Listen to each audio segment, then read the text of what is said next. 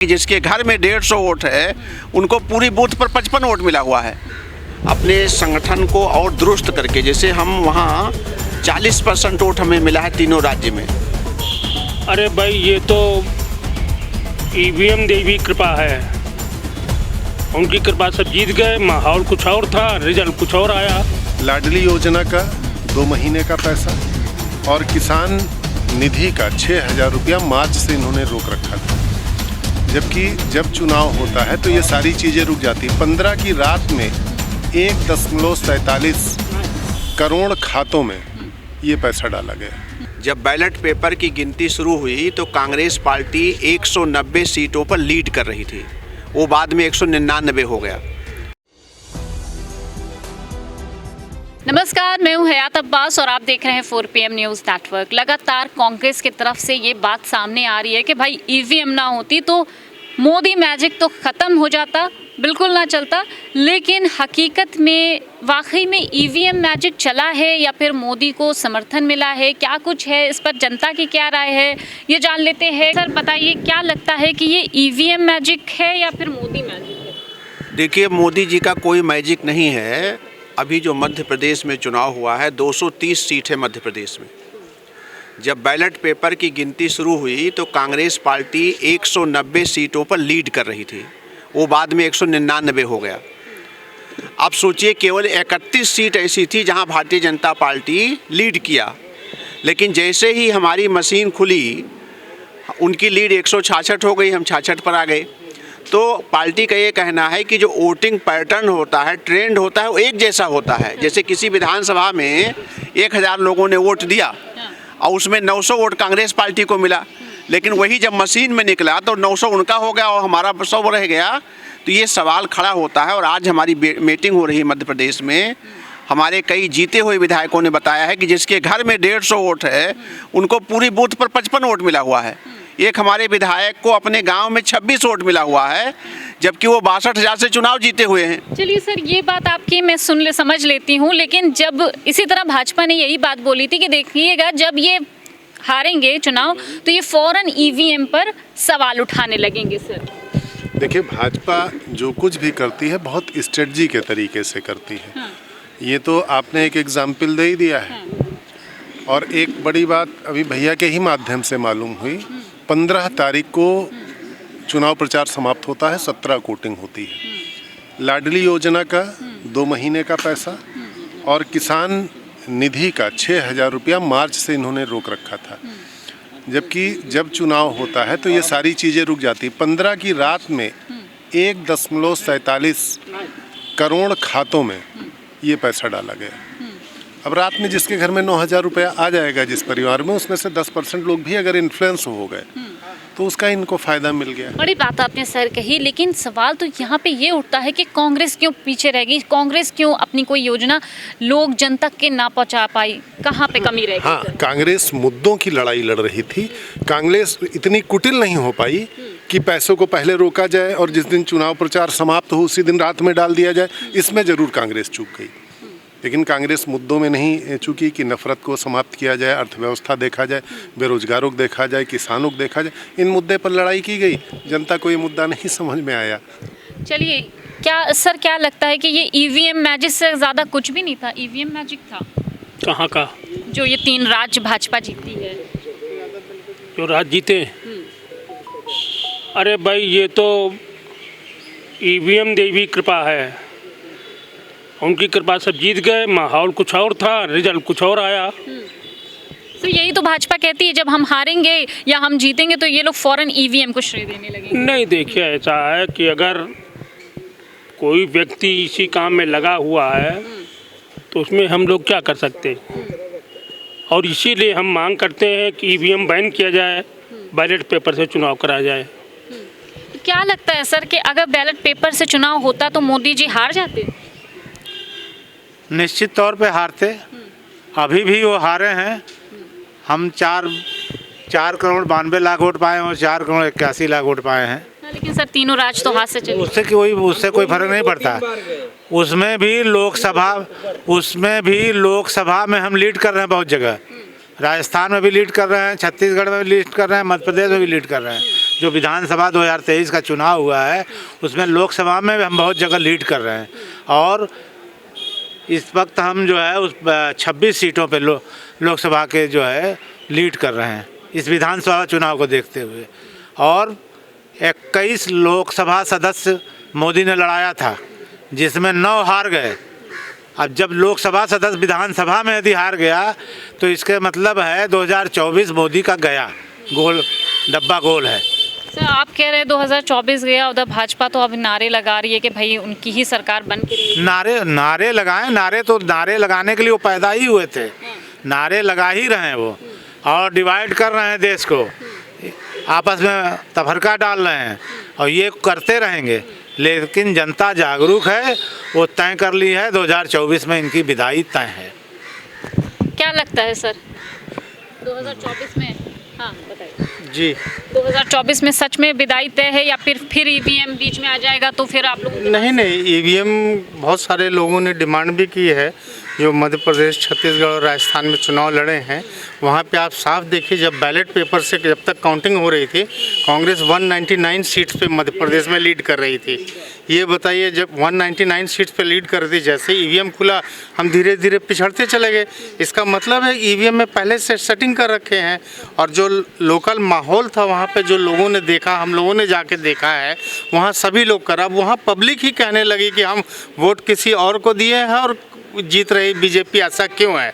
तो सर ऐसा क्यों है? होगा ही ईवीएम बैन की आप लोग लगातार जिस तरह से डिमांड कर रहे हैं और इस पे लोग ये जो है प्राइवेट लोग भी सुप्रीम कोर्ट में जा रहे हैं कहने के लिए कि जो लोकल वोटर्स हैं जो एमपी और राजस्थान के, कि हमने वोट ये जो कांग्रेस को दिया जबकि बीजेपी कैसे जीत रही है, इसको लेकर के वो आगे बढ़ रहे हैं। और जैसा हमारे सीनियर सिद्धार्थ जी ने बताया कि हम लोकसभा में जीत रहे हैं क्योंकि हम 21 लोकसभा में आगे हैं उनसे आज भी। अच्छा सर आप कह रहे ईवीएम का मैजिक है, लेकिन तेलंगाना तो आप जीत जाते हैं, वहाँ पर ईवीएम क्यों नहीं? ऐसा ईवीएम इसलिए काम नहीं किया, एक आध जगह वो छोड़ देंगे नहीं तो उनकी पोल खुल जाएगी। और ईवीएम में कैसे होता है आपको मालूम नहीं है, अब मैं बताता हूँ। अमित शाह का लड़का उसमें एक चिप लगता है जिससे ये पता रहता है कि कौन कौन वोटर्स हैं और कौन वोट कहाँ जाएगा। वो चिप की मैन्युफैक्चरिंग वो करते हैं और तमाम ये तो ऑफिशियल रिकॉर्ड है कि 25 लाख ईवीएम गायब हो गए हैं। वो ईवीएम इसीलिए गायब कर देते हैं कि एक ही उसी टाइप के नंबर्स उसमें दोबारा ये जो इम्प्रिंट करके नंबर्स वो दोबारा वो वहाँ पहुँचा दिए जाते हैं। और भाई राजस्थान में और देखिए कितनी चालाकी के साथ ये जो इलेक्शन कमीशन के साथ बीजेपी ने मिलकर चालाकी की है कि एक ये उन्होंने 3 स्टेट्स का चुनाव पहले करा लिया और वहाँ ईवीएम रखे गए। जैसे 26 दिन पहले ये जो है ये राजस्थान में, ये मध्य प्रदेश में हो गए, उसके बाद ये छत्तीसगढ़ में हो गए, फिर राजस्थान में। इसके बीच उनको 17 दिन का गैप मिला, 14 दिन का गैप मिला। इसमें ये फ़ायदा हुआ। और तेलंगाना में आप बोलते हैं तेलंगाना में क्यों नहीं हुआ? भाई तेलंगाना में समय कम मिला, 30 तारीख को चुनाव हुआ, 3 तारीख को काउंटिंग हो गई, समय कम मिला इसलिए वो कर नहीं पाए। और वहाँ पर वो उनकी गवर्नमेंट नहीं थी इसलिए भी नहीं कर पाए। अब आप बोलिएगा आपकी MP में गवर्नमेंट थे, भाई देखिए इस वक्त बीजेपी ने सारे सिस्टम को हैक कर अधिकारियों को डरा दिया है। मैं भी एक अधिकारी रहा हूँ, लोगों को डरा दिया, हमने VRS ले लिया है इन्हीं सब के वजह से। एक बहुत बड़ी एजेंसी का मैं अधिकारी था, बहुत सीनियर अफसर था। लेकिन ये जो आप देखिए कि अधिकारियों को डरा दिया है, इस तरह से डराए पहले उनको ज़बरदस्ती रिटायर कर देते 50 साल में, बोले आपका काम ठीक नहीं है। भाई आपका काम ठीक नहीं तो आपका भी काम तो ठीक नहीं है, हम भी आपको तो हटा सकते हैं, हम क्यों ना आपको हटाएँ, ये बताइए।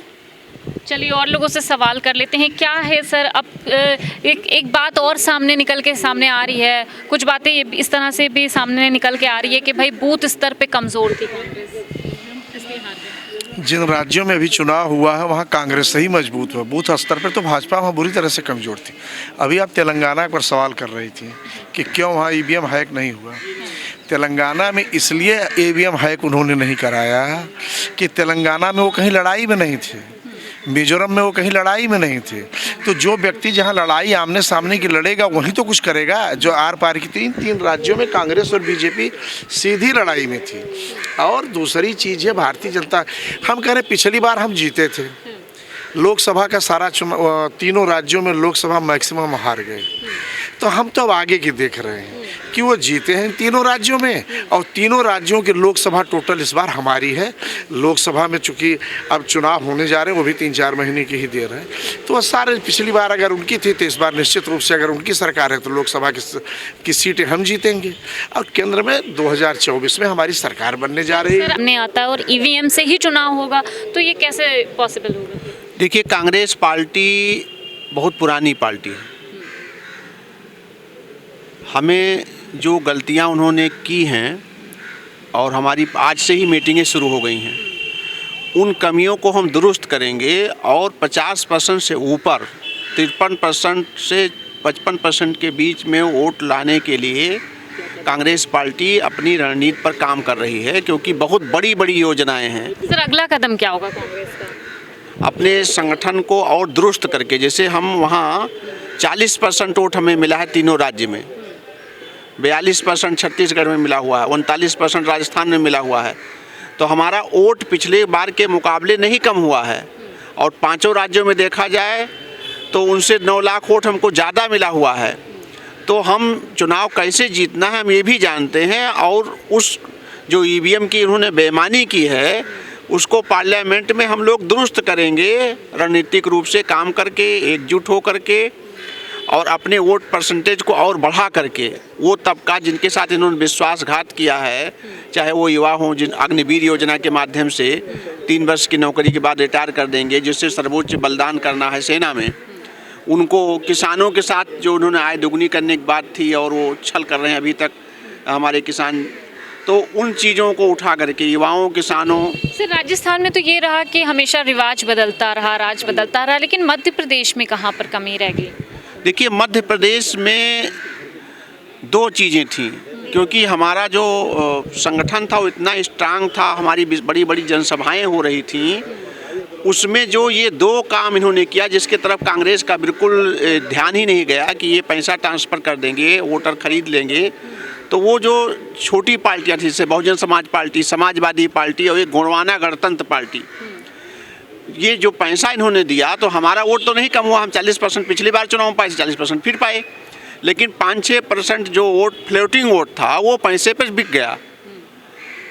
तो उनका समर्थन प्राप्त करने की हम कोशिश करेंगे। जो रीजनल पार्टियां जो लड़ रही थी, जो उसमें हमारे 2 उत्तर प्रदेश, 24 में क्या रणनीति रहेगी? 24 में सबको मिल करके इंडिया गठबंधन बहुत कंक्रीट ढंग से मेहनत कर रहा है, चुनाव लड़ेगा। आप इंडिया गठबंधन की बात कर रहे हो, यहाँ से अखिलेश यादव इंडिया गठबंधन की मीटिंग में नहीं जा रहे हैं। मध्य प्रदेश में जो कुछ हुआ वो तो नहीं, इंडिया गठबंधन की जो मीटिंग हो रही है वो केवल फ्लोर लीडर की हो रही है। उसमें जो हाउस में लीडर हैं, अखिलेश यादव सांसद नहीं हैं, वो केवल हाउस लीडर की मीटिंग हो रही है, ना कि पार्टी के अध्यक्ष। मतलब कोई तरह की नाराजगी नहीं, आप ये कहना चाहते हैं? कोई नाराजगी नहीं है। इंडिया गठबंधन पूरी तरीके से एकजुट है, और बहुमत से केवल 32 सीट ही बीजेपी ज़्यादा है, जो एक ही राज्य में, बिहार में पिछली बार 39 सीट वो जीते थे, अब की 40 सीट हमारा इंडिया गठबंधन जीतने जा रहा है। केवल एक राज्य से ही बीजेपी हारने जा रही है, और दक्षिण भारत कांग्रेस पूरा स्वीप करने जा रहा है। तो केवल महाराष्ट्र और बिहार 2 ही राज्य में बीजेपी 50 सीट नीचे चली जाएगी। 48 वहाँ जीते हैं, अब की 4 सीट जीतना मुश्किल होगा बीजेपी को। 39 बीजेपी में जीते थे, वहाँ खाता खुलना मुश्किल होगा। तो 2 राज्य में ही वो हार जाएंगे। इंडिया बहुत एकजुट होकर के लड़ने जा रहा है, और हम लोग इनको जवाब देंगे जो इन्होंने विश्वासघात किया है देश के साथ। चलिए, तो बैलेट पेपर से लगातार जो जिस तरह से ईवीएम पर इन लोगों ने ये एतराज़ जताया है, और उसके तरफ से कहना भी है लोगों का कि भाई ईवीएम से चुनाव बंद किया जाए, क्योंकि ईवीएम में कहीं ना कहीं धांधली बार बार होती रहेगी, और इन लोगों का यही प्रयास बैलेट पेपर को कहीं ना कहीं चुनाव में उसका प्रयोग में लाया जाए। कैमरा पर्सन सत्यनारायण के साथ मैं हयात अब्बास, 4PM न्यूज़ नेटवर्क।